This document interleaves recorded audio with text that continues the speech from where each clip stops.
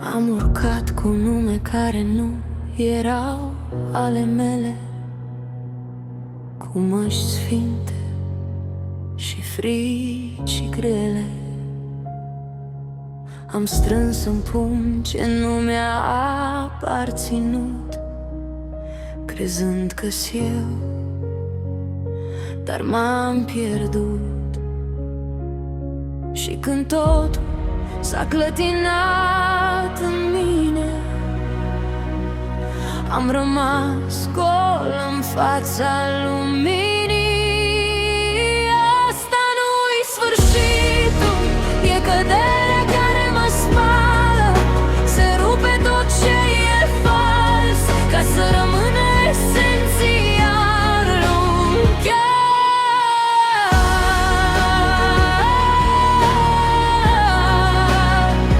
Dar nu mă pierd chiar, și în adevăr mă așez.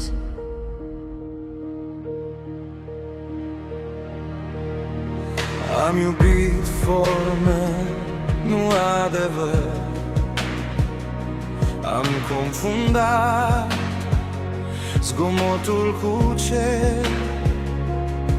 Dar când am tăcut, m-am auzit Și vechiul eu s-a dizolvit. nu mai fug, nu mai rezist. În prăbușire m-am regăsit.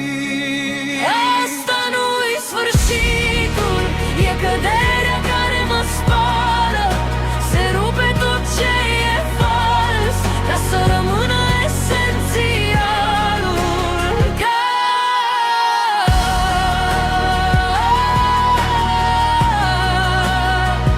Dar nu mă pierd chiar, și în adevăr mă așez. Din cenușă nu cer nimic, doar să fiu viu, simplu, curat. Când totul cade, adevărul rămâne netit. Mai sus, asta nu-i sfârșitul, e nașterea mea reală. Când nimic nu mai